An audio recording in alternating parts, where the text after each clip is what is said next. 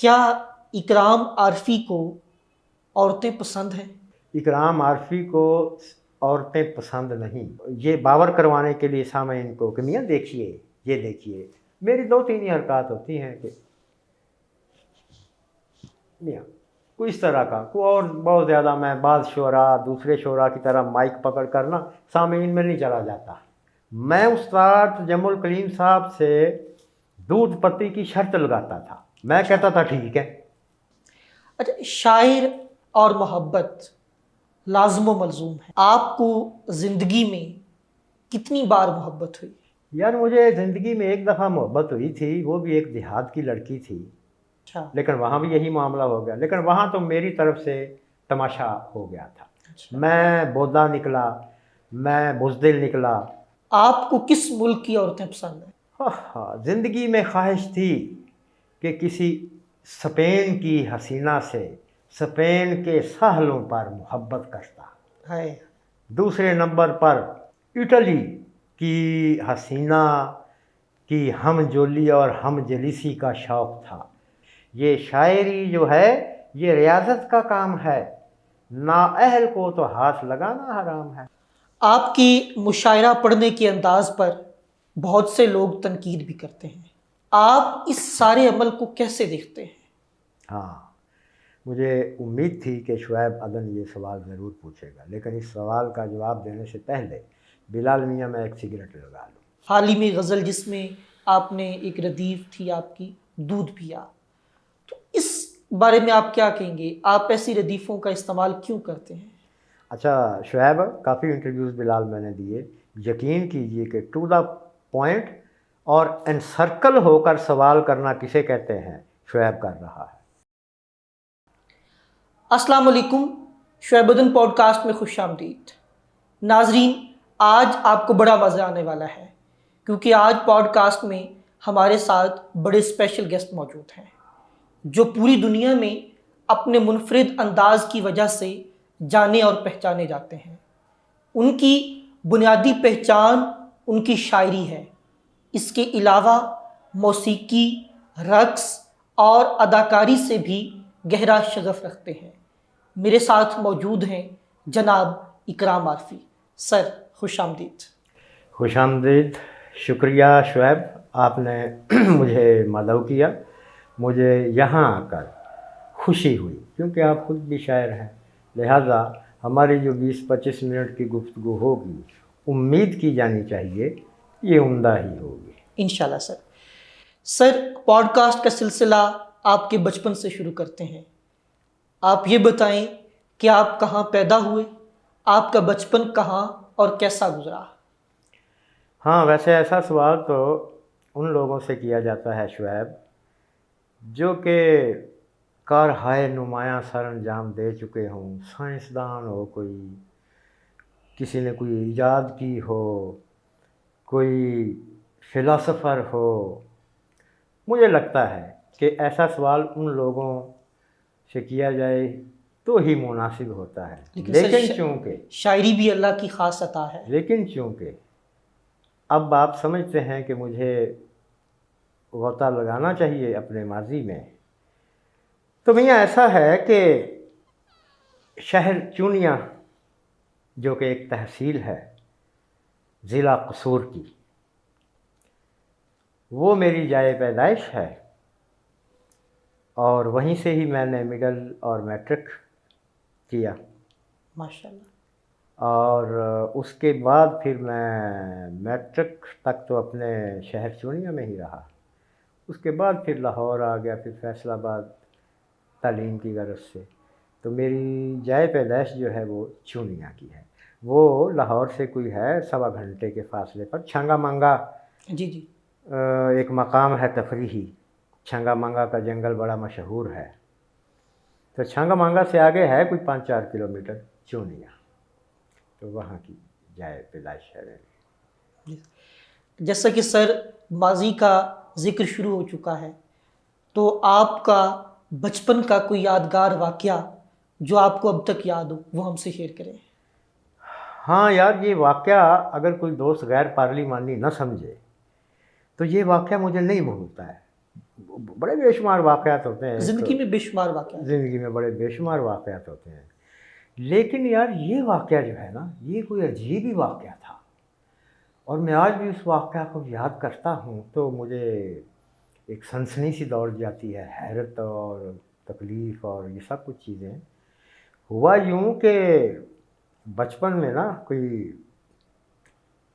چوتھی پانچویں میں شاید میں ہوں گا، مجھے ابھی ہیولا سا یاد ہے، ایگزیکٹ چوتھی پانچویں کا ہی میں میرا خیال ہوں گا. جی سر. میں اور میرا چھوٹا بھائی نہا رہے تھے. اچھا. تو یار کیا ہوا کہ مجھے پیشاب آ گیا نہانے کے دوران. اچھا. میں نے پہلے کہا کہ اگر یہ کوئی غیر پارلیمانی، اتنا بھی غیر پارلیمانی نہیں ہے، لیکن مجھے یاد ہے یہ. اچھا اب ہونا تو یہ چاہیے تھا کہ میں غسل خانے سے ہٹ کے کر لیتا پیشاب اور یہ ضرورت پوری کر لیتا اپنی. بھائی میری پیڑی شامت، ایک تانبیا سا ہوتا ہے پاٹ، جی جی. سلور کا بھی ہوتا ہے، اسٹین کا بھی ہوتا ہے، لوہے کا بھی ہوتا ہے، اسے تانبیا کہتے ہیں ہم. میاں شعیب اس میں پانی تھا اور ہم نہا رہے تھے ڈول ڈال ڈال کے. اب کیا آئی میرے جی میں، بچہ تھا چوتھی پانچویں کا، کوئی سینسز تھیں بھی نہیں بھی ہوتی ہیں. اوہو بھائی بری شامت اعمال میری کہ میں نے تانبیے میں پیشاب کر دیا. میرا چھوٹا بھائی فوراً گیا تو اس نے امی سے پتہ نہیں کیا کہا، والدہ صاحبہ سے. میری والدہ صاحبہ تو آ گئی غسل خانہ میں. میاں اس کے بعد جو میں کٹیجا ہوں، جو مار پڑی ہے مجھے، میں ننگا باہر کی طرف بھاگ نکلا. اچھا. ننگا بھاگ نکلا مار کے ڈر سے، اور چکر لگا کے نا پورے محلہ تھا، بچہ بھی تھا. مجھے یاد ہے اب کہ میں نے نا وہ پورا چکر لگایا اسی ننگا پن میں اور روتا جاؤں. آخر گلیوں سے ہوتا ہواتا میں گھر آ گیا. پھر میں گھر آیا تو مجھے کانوں میں یہ آواز پڑی کہ اکرام ملا شمس میرا سرکاری نام ہے، اکرام عارفی قلمی نام ہے. تو اکرام سے اکرامی مجھے کہتے تھے گھر میں. تو والدہ صاحب کہی اکرامی تینوں پتہ ہے تو کی کیتا ہے، تینوں آج میں وڈ نہیں ہوں. اچھا. تیرے تو آج میں تیری آج میں جان کڈاں گی، تیری کھل میں کھچاں گی. خیر گل رفع دفع ہوگی. اور مجھے آج بھی یہ محسوس ہوتا ہے کہ یار وہ کیا واقعہ تھا، اور ایسی غیر پارلیمانی وہ حرکت تھی کہ آج بھی جو ہے وہ اس کا سنسنی سی اور ایک یاد سی جو ہے وہ مجھے آتی ہے، ہنسی بھی آتی ہے، غم اور دکھ بھی ہوتا ہے. تو میاں یہ واقعہ تھا ایک جو میں نے آپ کو مجھے یاد ہے، اور بڑے بے شمار واقعہ تو یہ ایک واقعہ ہے. اچھا سر، اکرام عارفی شاعری کیوں کرتے ہیں؟ سو پشت سے ہے پیشہ آبا سپہ گری، سو پشت سے ہے پیشہ آبا سپہ گری، کچھ شاعری ذریعہ عزت نہیں. استاد غالب نے کہا تھا. اب اگر دیکھا جائے تو استاد غالب کے جو آبا و اجداد تھے وہ سپہ گری اور جنگوں میں جنگیں لڑیں انہوں نے، مختلف بادشاہوں کی پلٹونوں میں اور افواج میں شامل ہو کے. تو استاد غالب کو بھی اس حوالہ سے ایک شہسوار سپاہ سالار اور لڑاکا ہونا چاہیے تھا. لیکن ہم دیکھتے ہیں کہ استاد غالب کا میدان شاعری ہے، نثر ہے، فارسی اردو سب. اور ایسا اس میدان میں وہ چلے کہ آج تلک ان کا جادو سر چڑھ کے بولتا ہے. اور اردو کی تاریخ، شاعری کی تاریخ استاد غالب کے تذکرہ کے بغیر مکمل ہی نہیں ہو سکتی. یہی معاملہ میرے ساتھ ہے. مجھے سنار بننا چاہیے تھا. میرے والد صاحب سنار تھے.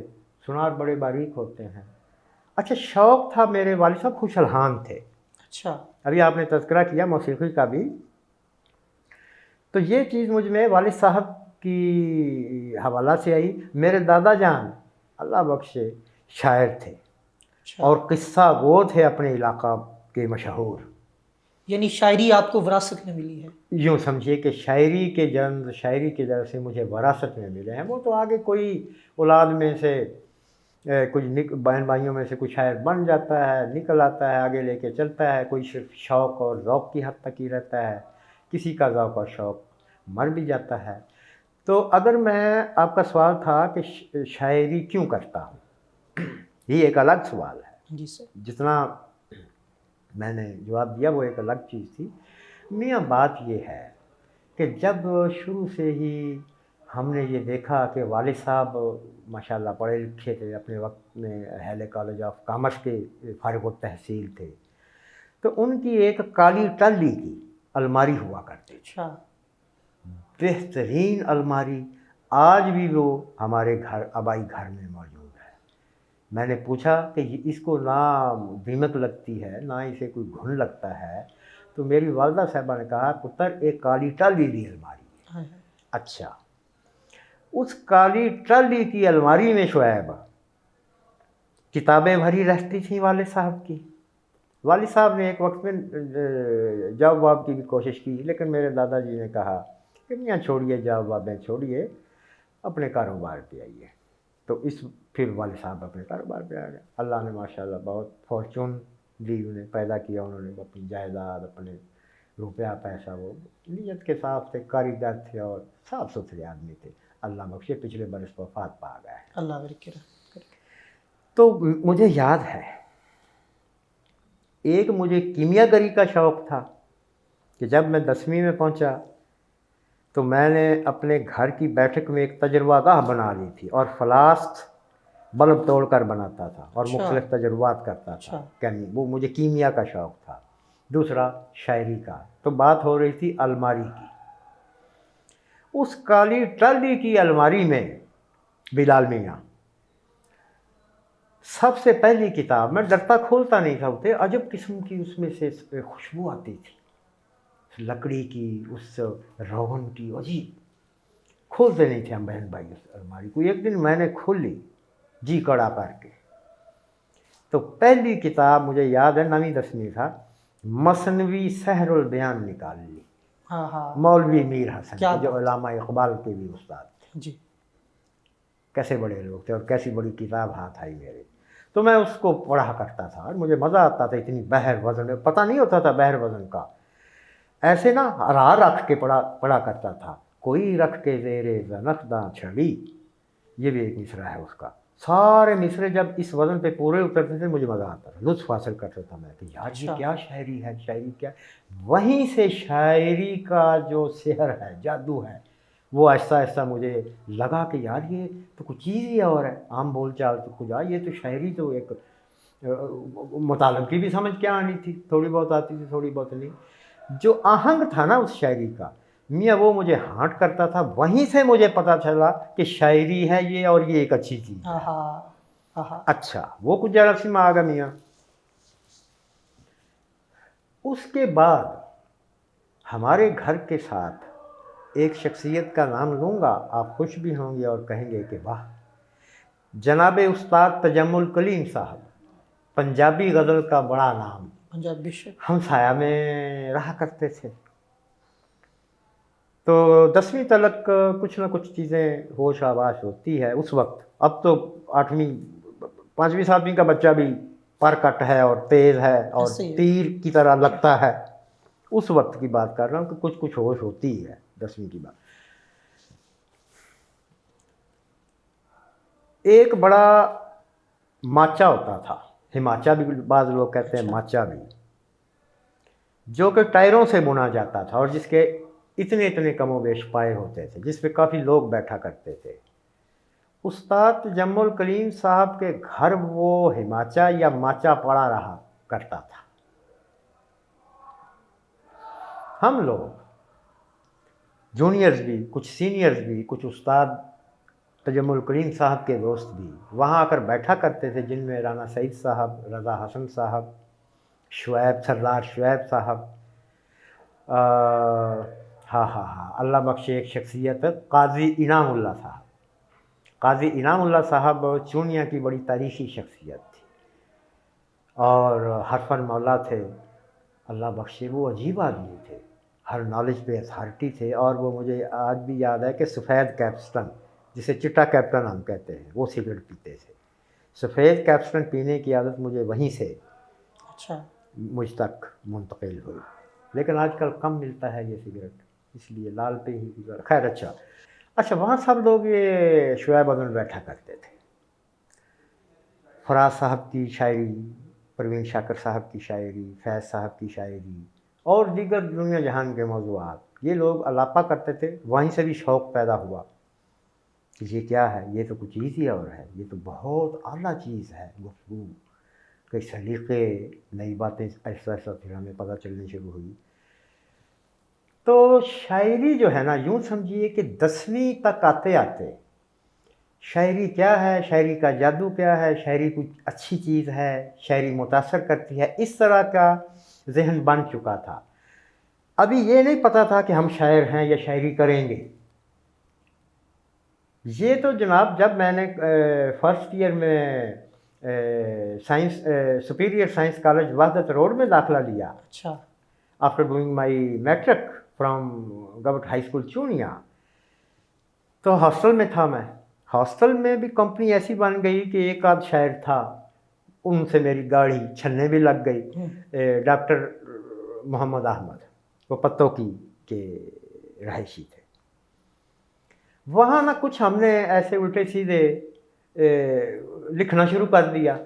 اب وہ جو لکھا ہوتا تھا شعیب، وہ میں لا کر استاد تجمل کلیم صاحب کو دکھلاتا تھا واہ کہ یہ دیکھیے۔ واہ وہ کہتے تھے، سنتے تھے، ہاں کہتے تھے خیال اچھا ہے، خیال اچھا ہے۔ اچھا پھر انہی گفتگوؤں کے دوران مجھے یہ پتہ چلا کہ بھائی شاعری کرنے کے لیے خاص وزن چاہیے، عروض، اس علم کو عروض کہتے ہیں، بحور ہیں، اوزان ہیں ان کے۔ تو جب تک کوئی مصرع یا کوئی کہا گیا لکھا فقرہ ان پر نہ پورا اترے، فقرے اس وقت لکھا کرتے، نہ پورا اترے تب تک شاعری نہیں ہوتی ہے۔ اب جناب ہمیں یہ لبکہ ہوا کہ وہ بحور اور اوزان سیکھے جائیں، اب اتنی جلد کہاں سے آئے؟ اچھا کوشش ہوتی تھی وہاں، پھر ہم ہفتہ بعد چونیا، پھر کالج چلے جاتے تھے، ہاسٹل میں لاہور آ جاتے تھے۔ تو اب تھوڑا سا اور شعور پختہ ہوا شعیب، تو پتہ تھوڑا بہت چلنا ہوا، ایک آدھ مصرع میں ہو گیا وزن میں، ایک آدھ نہ ہوا، یہ وہ استاد کو دکھلانا، انہوں نے کہنا کہ نہیں ٹھیک ہے، خیال اچھا ہے، وزن میں کوشش یہ کریں۔ اچھا میں پھر ایک دلچسپ بات ہے، وزن، بحور اور اوزان سیکھنے کے لیے نا مجھے پتہ ہوتا تھا کہ یہ غلط ہے۔ میں استاد تجمل کلیم صاحب سے دودھ پتی کی شرط لگاتا تھا، میں کہتا تھا ٹھیک ہے، مطمع نظر یہ ہوتا تھا کہ استاد جی بتلائیں کہ کیوں غلط ہے۔ ایسے ہی اچھا میں کہتا جی دودھ پتی کی شرط لگ گئی۔ اب جناب چوک پہ موٹھی کا ٹی سٹال ہوا کرتا تھا۔ اچھا موٹھی ماچھیوں کا چھوڑ تھا، ماچھی گھرانے کا چشم و چراغ تھا۔ آہا موٹھی دوست یار تھا، غربت نے موٹھی کو ہوٹل، پھر ریڑھی کی لگائی، پھر سارے کام کیے۔ اس وقت ہوٹل تھا، چائے بناتا تھا، ایسی عمدہ چائے میں نے زندگی میں نہیں پی واہ جیسی موٹھی کے ہوٹل سے چائے آتی تھی۔ واہ وہ چائے آ جانی، چائے پینی، استاد جمل صاحب نے پھر بتلانا کہ یہ ایسے ہے، یہ ایسے، پہلے آہنگ بتلایا، کیونکہ ذاکر اہل بیت تھے، سر وزن میں تھے، ایسی مجلس ادا کرتے تھے کہ سبحان اللہ۔ انہوں نے کہا کہ گا کر، وہ انہوں نے میری ابتدا بحور کی گا کر، انہوں نے مجھے کہا، انہوں نے کہا پورے وزن کو اس راہ پہ راہ رکھ کے دیکھ لیا کرو۔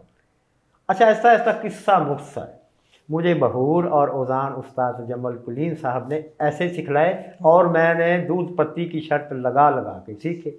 جی اچھا شاعری اور موسیقی کے علاوہ رقص اور اداکاری سے بھی آپ کو دلچسپی ہے، یہ شوق کیسے پیدا ہوئے؟ جب میں یونیورسٹی میں آیا، یو ایف میں آیا، یونیورسٹی آف ایگریکلچر میں آیا، after doing my F S C in pre medical, زمیندار گھرانہ بھی تھا والدہ صاحبہ کی طرف سے، تو یہ فیصلہ ہوا، اس وقت بچہ تو فیصلہ کر ہی نہیں سکتا تھا، یہ فیصلہ ہوا کہ ایف ایس سی ہو گئی ہے، اب یہ زراعت پڑے گا ہمارا سپورٹ، اکرام عارفی۔ میرا فارمیسی میں بھی داخلہ ہوا، میرا بولان میڈیکل کالج کوئٹہ میں بھی داخلہ ہو گیا، میں زرعی یونیورسٹی فیصل آباد میں آ گیا ایگریکلچر پڑھنے کے لیے۔ اچھا مجھے کوئی خاص ذوق شوق نہیں تھا ایگریکلچر پڑھنے کا۔ خیر جب یونیورسٹی میں آ گیا تو وہاں استاد پیٹر ایک مقامی بشر تھا، تو وہ جناب یونیورسٹی میں ان سے یاد اللہ ہو گئی، وہ بھی نڑ والا چائے پینے آتے تھے یونیورسٹی ہاسٹل سے باہر، ہم بھی جاتے تھے، تو وہ رقاص تھے۔ اچھا، انہوں نے اکیڈمی ویڈمی بنائی ہوئی تھی، ہم نے ویسے ہی چلے جانا۔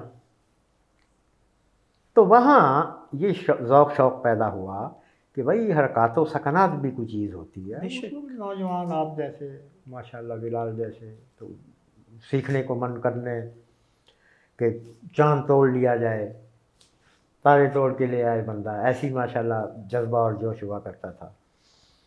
تو شعیب وہاں سے پھر نا استاد پیٹر نے کو تھوڑے بہت نرت سکھلا دیے، وہ کوئی ایسا اسپیشلائزڈ رقص نہیں تھا، بھرت نٹیم کے، کتھک کے، رمبا سمبا کے، فلیمنگو کے، یہ مختلف ناچ ہیں، ان کے سٹیپس بس وہ کرتے رہتے تھے، مجھے شوق تھا، وہ 2-4 نرت تھے میں نے سیکھے، وہ وہیں تک ہیں، شوق کیا تک کی۔ تو اس طریقے سے رقص کا۔ اچھا، شاعر اور محبت لازم و ملزوم ہے، آپ کو زندگی میں کتنی بار محبت ہوئی؟ یار مجھے زندگی میں ایک دفعہ محبت ہوئی تھی، وہ بھی ایک دیہات کی لڑکی تھی، وہ پڑھنے کے لیے آئی تھی چونیا کے اسکول میں، اور چونیا میرا تھا، میں اس وقت کالج میں پڑھتا تھا۔ یار عجب خد و خال تھی اس لڑکی کے، کیا بات! تو I fell in love with that specific girl. لیکن جیسا کہ ہوتا ہے کہ آڑے آ جاتی ہے، اسٹیٹس آڑے آ جاتے ہیں، معاشی معاملات آڑے آ جاتی ہیں، ذاتیں پاتیں، قصہ مختصر وہ میری محبت پروان نہ چڑھ سکی، وہ میری محبت پروان نہ چڑھ سکی میاں، اور اس کو قلق ہے مجھے آج بھی اس کا، کیونکہ پہلی محبت تھی۔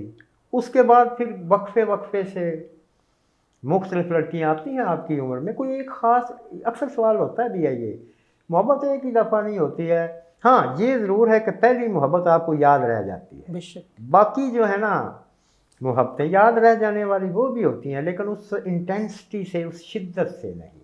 اس کے بعد مختلف، جب میں یونیورسٹی میں پڑھتا تھا تو بھی مجھے محبت ہو گئی اور اچھی خاصی ہو گئی، اچھا، لیکن وہاں بھی یہی معاملہ ہو گیا، لیکن وہاں تو میری طرف سے تماشا ہو گیا تھا، میں بودا نکلا، میں بزدل نکلا، میں یوں سمجھیے کہ ایک شقی القلب انسان کے طور پر اچھا، میرا اس وقت ظاہر ہوا کہ میں نے اس لڑکی کی محبت کا جواب محبت سے دیا نہیں۔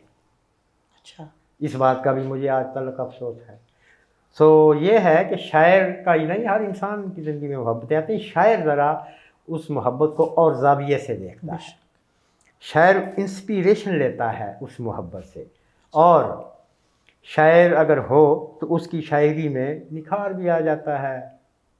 بعض محبتیں شاعری سے توبہ طائبہ اور بعض بھی کروا دیتی ہیں، لیکن عمومی طور پر جو ہے نا مختلف محبتیں ہوتی ہیں، شاعر کو اس سے شاعر کی شاعری میں بہتری ہوتی ہے، میری شاعری میں بھی بہتری ہوئی ہے۔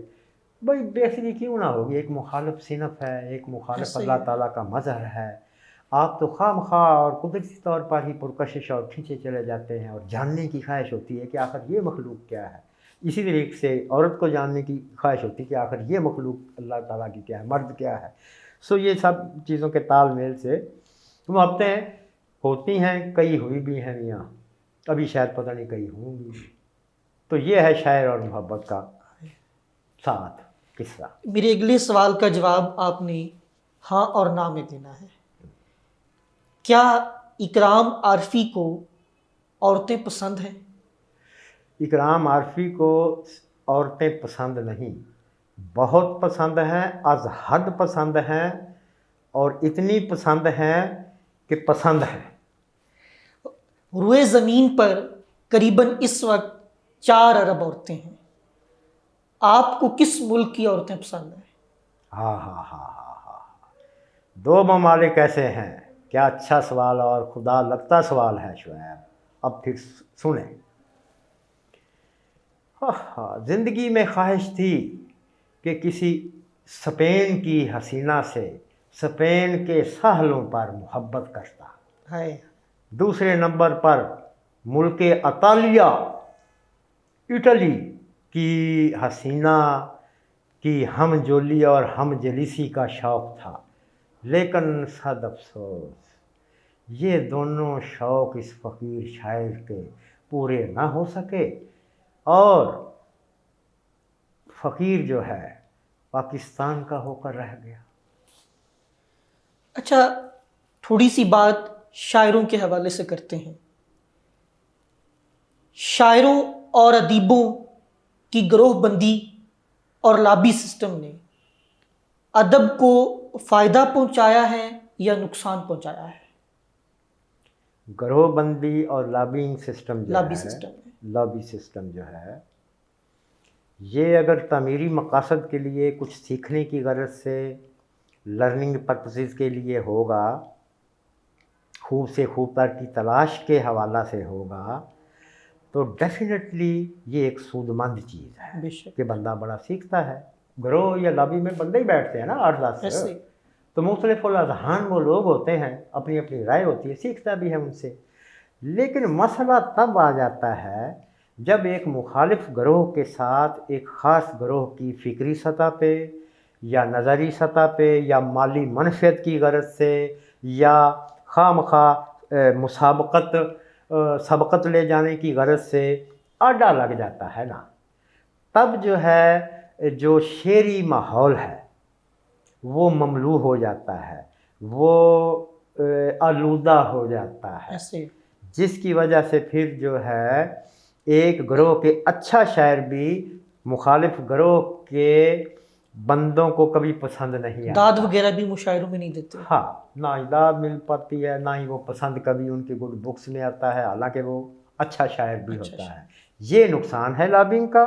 وگرنہ اگر سیکھنے کے پرپس سے ہوں تو گروہ بندی، تنظیم سازی، میں اسے تنظیم سازی کہتا ہوں. گروہ اور لابی تب بنتی ہے جب ان کے ویسٹڈ انٹرسٹ جو ہے نا غیر ضروری تحفظات اور انٹرسٹ جو ہیں وہ سامنے آتے ہیں، تب یہ گروہ اور لابی بن جاتی ہے، ادروائز تنظیم نہیں ہوتی ہے. اچھا، ہماری فلموں اور ڈراموں میں بھی شاعر کو غریب اور مظلوم دکھایا جاتا ہے. کیا شاعر واقعی مظلوم ہوتے ہیں؟ نہیں، ایسا نہیں ہے. شاعر کو مظلوم اس لیے دکھایا جاتا ہے، بڑا اچھا سوال ہے یہ بھی شعیب، کہ شاعر نے ہر طرح کے خیالات جو وہ دیکھتا ہے معاشرہ میں وہ ڈپکٹ کرنے ہوتے ہیں. غربت دیکھے گا تو غربت ڈپکٹ کرے گا، امارت دیکھے گا تو وہاں سے کوئی نقطہ اٹھا لائے گا. تو شعراء پر ہی نہیں، اب شعراء کا ہی معاملہ نہیں رہا، اب تو بھائی متوسط گھرانے بھی غربت میں، خیر یہ الگ موضوع ہے. تو یہ وجہ ہے کہ دنیا سمجھنے لگتی ہے کہ بھائی اس شاعر کو تو غربت کے علاوہ کوئی کام نہیں، یہ تو اسی طریقے سے مظلومیت کے اور یہ وہ شعر کہتا ہے، جبکہ حقیقت یہ ہوتی ہے کہ وہ جو دیکھتا ہے، جو اس پہ بیتی ہے وہ کہہ دیتا ہے. وگرنہ آج کل تو میاں شاعر جو ہیں بحمدہ تعالیٰ اچھے ہیں اب بھی. آج کل تو شاعر بھی ماڈرن ہو گئے ہیں. ماڈرن بھی ہو گئے. اور سنیں، وہ شاعر جن میں تقرس تھا، جن کے پرپرزے ولایتی تھے، ولایتی پرپرزے میرے استاد محترم استاد تجمل کلیم صاحب کی اصطلاح ہے. وہ کہا کرتے تھے کہ میاں ولایتی پرپرزے نہیں تو شاعری بیری بھول جاؤ. اس حوالے سے وہ ایک شعر بھی کوٹ کیا کرتے تھے، یہ شاعری جو ہے یہ ریاضت کا کام ہے، نااہل کو تو ہاتھ لگانا حرام ہے. اچھے شعراء پھیلتے ہیں میاں، کیوں نہیں، کوئی جلد کوئی بدیر، لیکن اچھا شعر، اچھے شعراء اپنا مقام بنا لیتے ہیں. آج کل یہ سلسلہ، آج کل سوشل میڈیا کا دور ہے.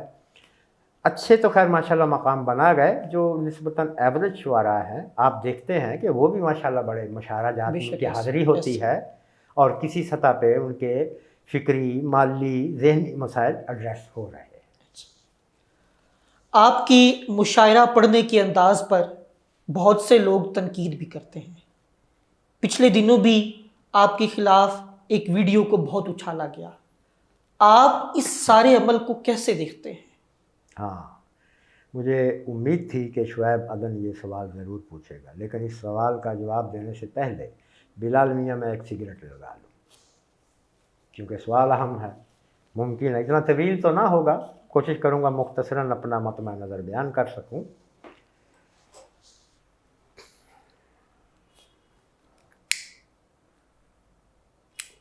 शुएब, बात ये है, हमारे यहाँ ये एक अमूमी चलन है कि जब कोई नवाना शायर, जब कोई सबमिसिव शायर, जब कोई ऐसा शायर जो बहुत ज़्यादा असर्टिव ना हो, मसलन मेरे जैसा, थोड़ा सा उसे अल्लाह तबारक व तआला किसी सतह पे इज़्ज़त मुकाम दे दे, तो बाद ऐसे लोग होते हैं जो कहते हैं कि भाई एक और आ गया, अच्छा एक और। बेशक हालांकि वो इज़्ज़त मकाम तो उस ज़ात बारी ताला वो का अल्लाह अता के करता हाथ होता है। मेरे साथ यही मामला हुआ। एक तवील अरसा मैं कोने में बैठ के शेर कहता था, कभी कभार पोस्ट कर देता था, कभी मशारा में अपनी हाज़िरी लगवा लेता था। लेकिन अल्लाह तबारक व तआला का करम है कि पिछले दिनों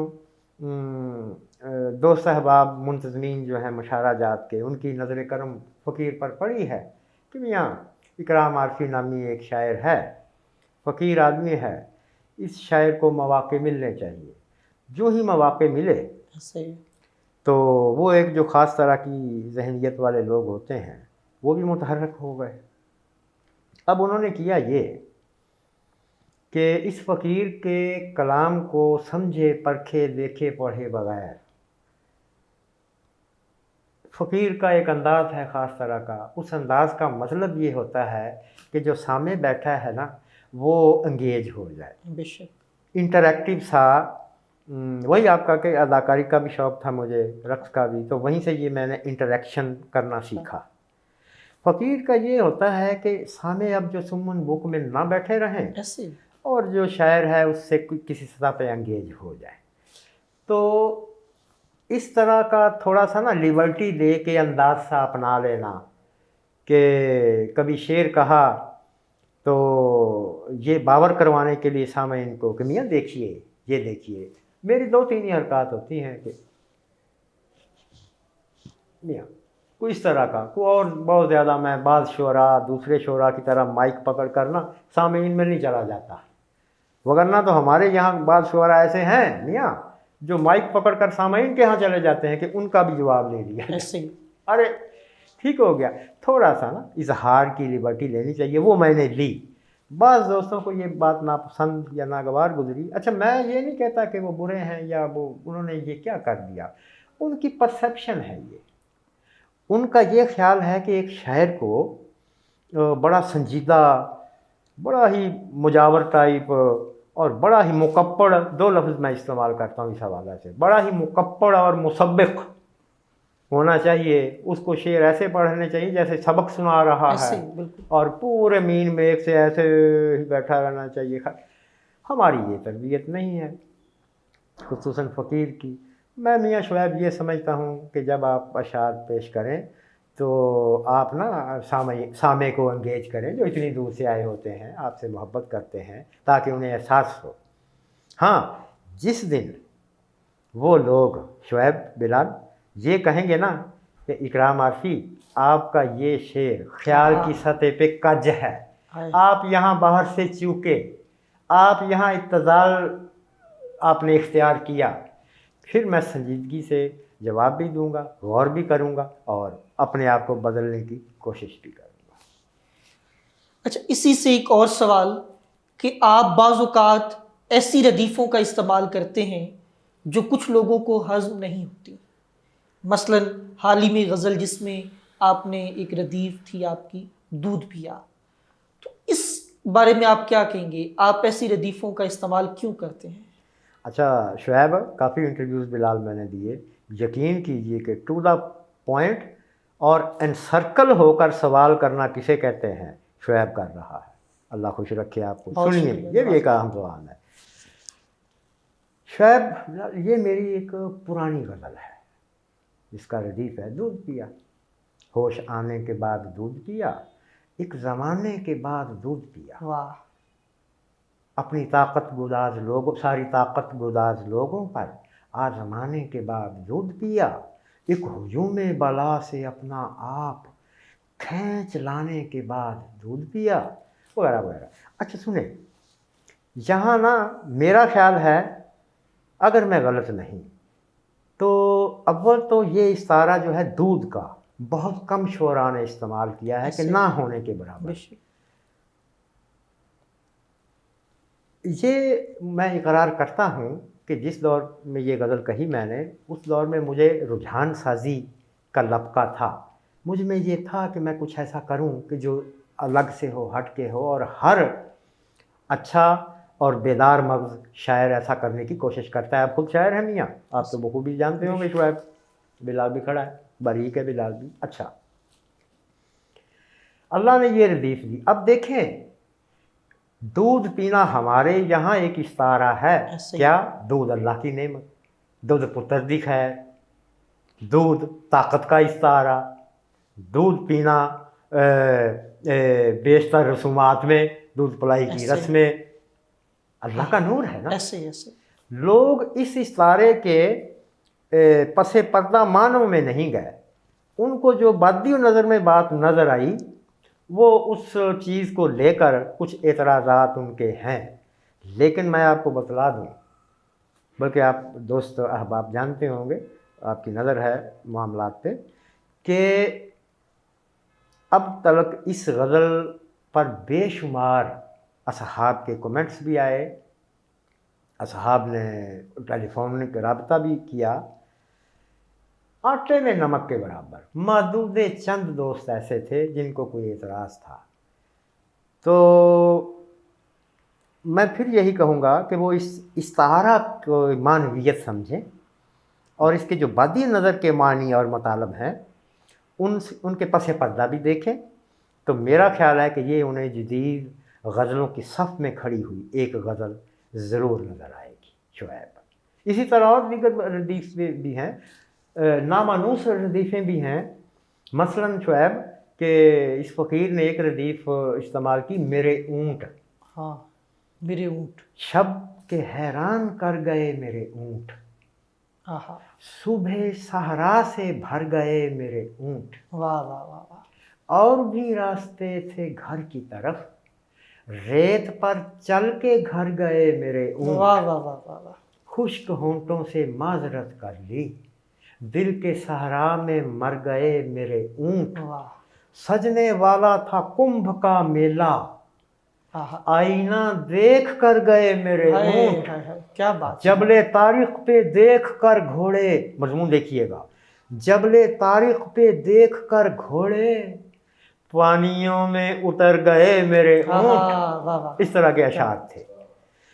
اور پھر ایک ردیف تھی فرسودہ، ابھی گزشتہ دنوں میں نے پوسٹ کی ہے۔ ایک تو تھا خیال فرسودہ، ایک تو تھا خیال فرسودہ، دوسرے دی مثال فرسودہ، واہ، دوسرے دی مثال فرسودہ، یہ مظاہر سمیٹ بادآثار، ہاں، یہ تمدن سنبھال فرسودہ، واہ، جگہ دے رنگ تازہ کو اکرام، آہا، اور زندگی سے نکال فرسودہ، واہ واہ واہ، یہ غزل کے اشعار تھے۔ اس طرح اور بے شمار ہیں۔ میری پہلی کتاب میں نامانوس رضائف جو ہیں وہ بکثرت ہیں۔ یعنی ہم کہہ سکتے ہیں کہ آپ کسی حد تک ظفر اقبال سے متاثر دکھائی دیتے ہیں، کیونکہ ان کے ہاں بھی جو ہے نئی سے نئی ردیفوں کا استعمال دکھائی دیتا ہے۔ ہاں، واہ واہ، کیا بات ہے، بالکل آپ ایسا کہہ سکتے ہیں۔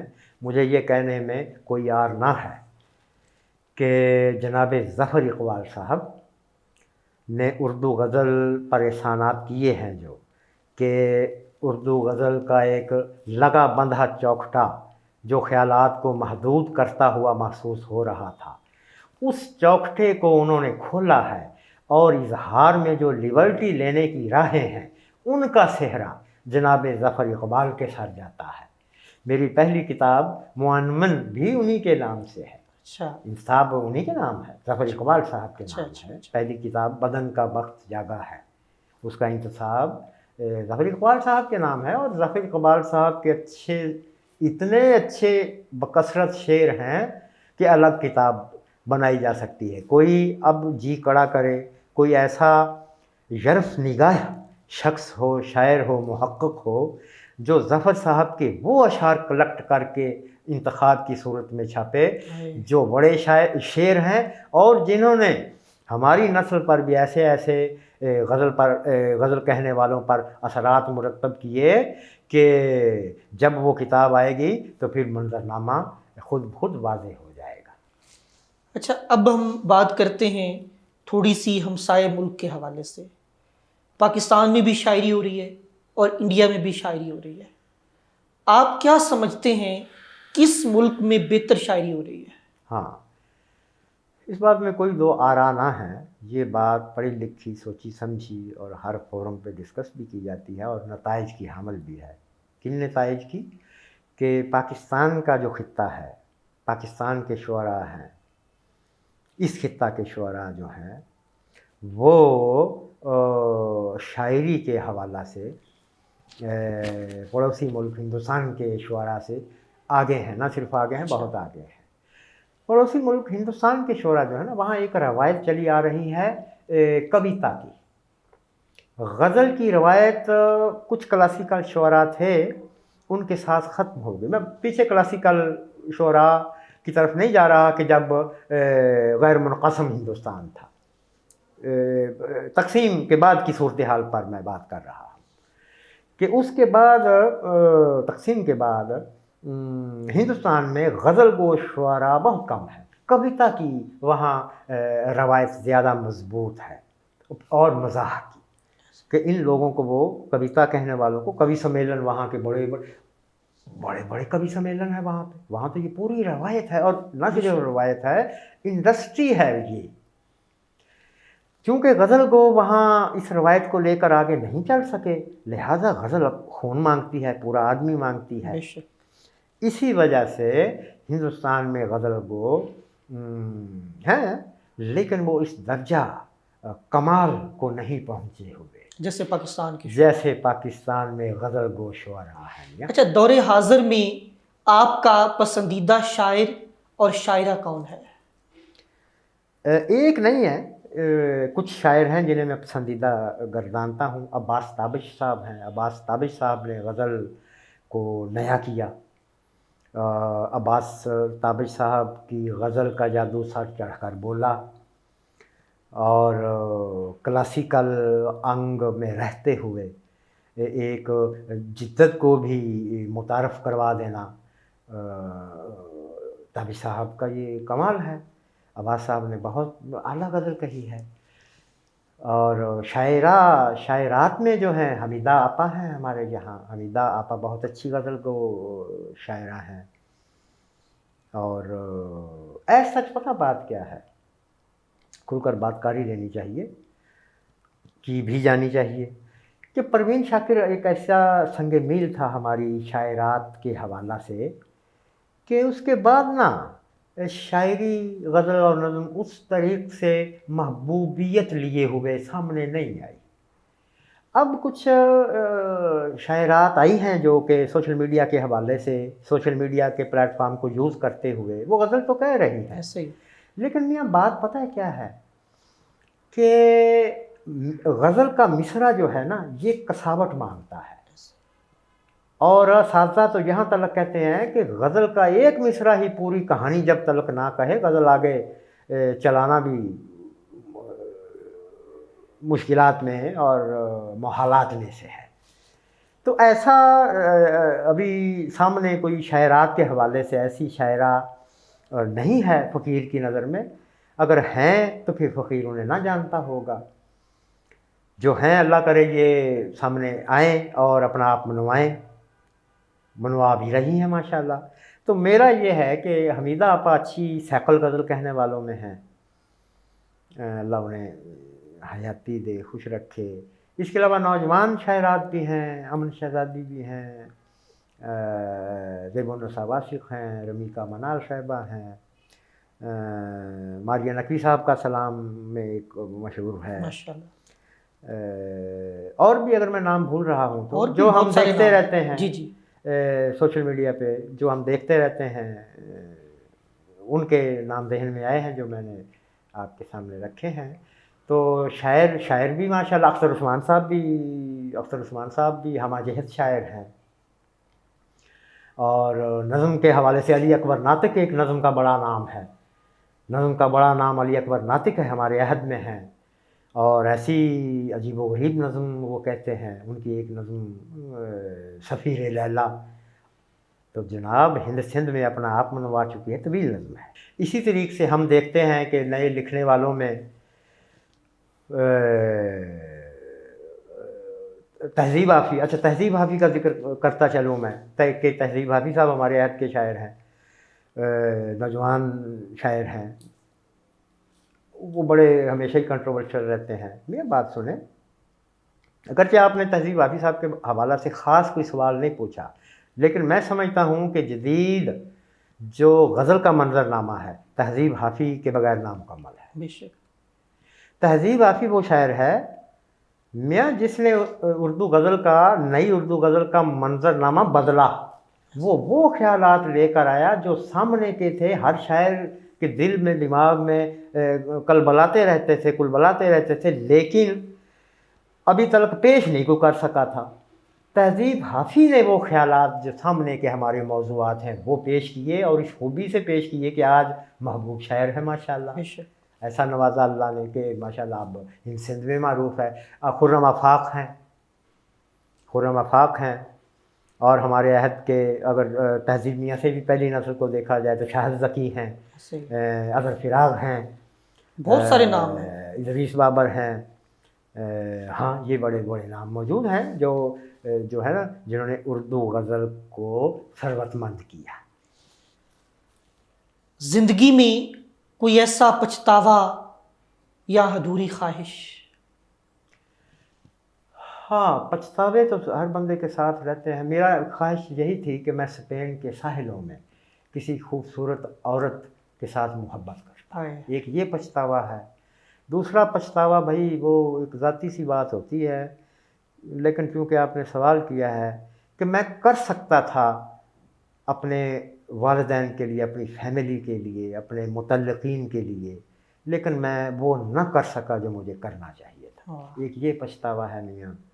اس کے علاوہ زندگی ٹھیک ہے، اللہ کا کرم ہے، سموتھ ہے. بس 2-3 یہ پچھتاوے ہیں جو ساتھ، پچھتاوا ہوتا ہی وہ ہے جو ساتھ چلے. آخر میں ہمارے ویورز کے لیے کوئی اپنی غزل ترنم میں پیش کرے. ہاں ضرور. ایک تازہ غزل ہے. ابھی یہ کسی منچ پہ، کسی اسٹیج پر، کسی مشاعرہ میں نہ پیش کر سکا ہوں. ایک نجی نشست میں یہ تھی، اردو کلب والوں کی، ڈاکٹر صاحبان کا فورم تھا، وہاں میں نے کوئی اس کے 2-4 تو یا پھر آپ کا یہ فورم ہے. بہت شکریہ عطا. موقع مل رہا ہے کہ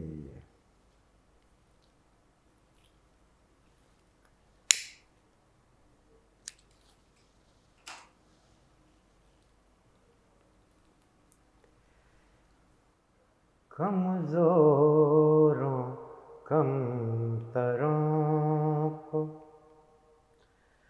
توجہ نہیں ملی،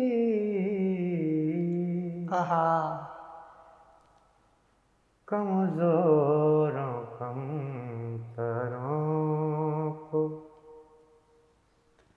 توجہ نہیں ملی، فدوی کے مشوروں کو توجہ نہیں ملی، کیا کہیں. فدوی کے مشوروں کو سلن زدہ پڑی ہے محبت کی چادریں،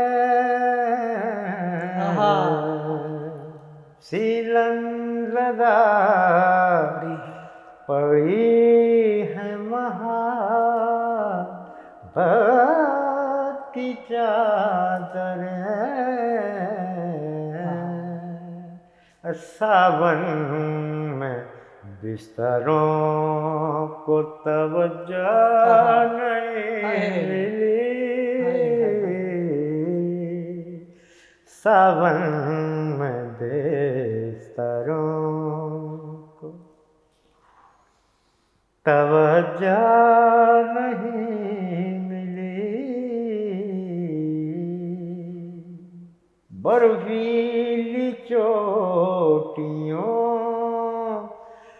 से कबूतर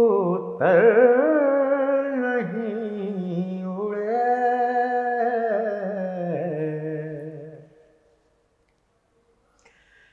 बर्फीली चोटियों से कबूतर नहीं उड़े, भीगे हुए परों को तवज्जो नहीं मिली, भीगे हुए परों को मेरा ही एक दिल नहीं महरूम इल्तिफात,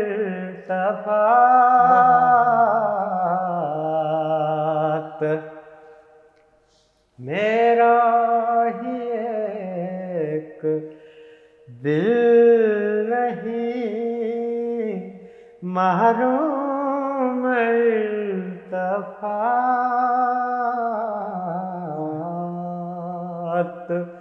ऐसे कई घरों को तवज्जो नहीं मिली,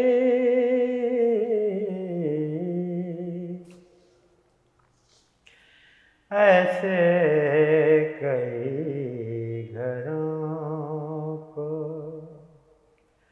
खामोश पानियों के मसाए, खामोश पानियों के मसाए ही और थे,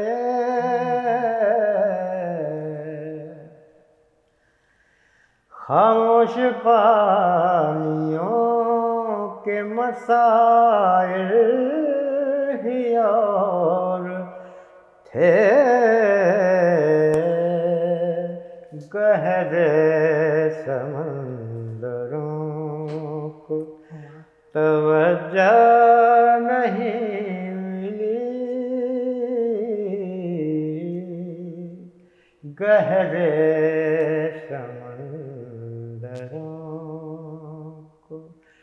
इकराम अपनी बात नहीं कर रहा हूँ मैं, इकराम अपनी बात नहीं कर रहा हूँ मैं, मुझ ऐसे दूसरों को तवज्जो नहीं मिली,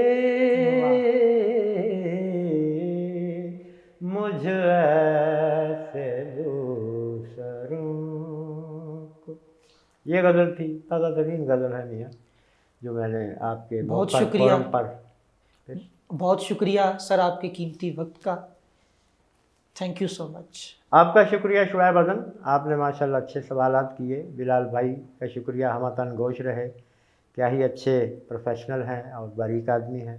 आप खुश रहिए, उम्मीद करता हूँ कि आइंदा किसी मशारे में मिलेंगे हम इंशाल्लाह। बहुत शुक्रिया। ऐसा ही है इंशाल्लाह। Thank you so much.